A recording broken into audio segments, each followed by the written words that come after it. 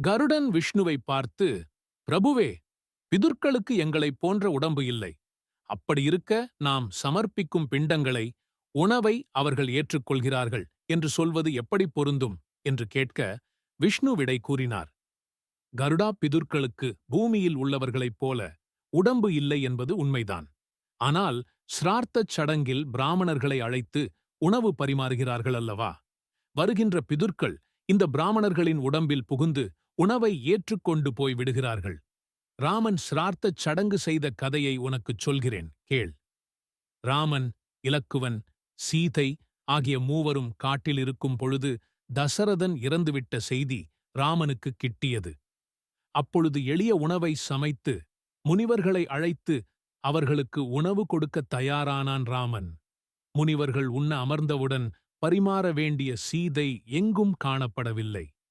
நேரமாகிக் கொண்டிருந்தபடியால் ராமனே அவர்களுக்குப் பரிமாறி அவர்கள் உண்டபின் அனுப்பிவிட்டான். வந்தவர்கள் உண்டு போனபின் சீதை இராமனிடம் வந்தாள்.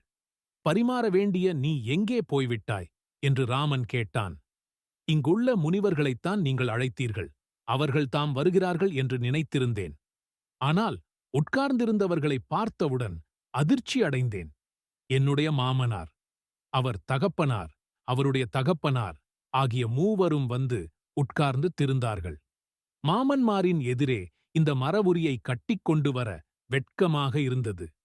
மேலும் பெரிய அரசராகிய அவருக்கு மிக எளிய உணவைத் தருவதற்கு மிகவும் வெட்கமாக இருந்தது.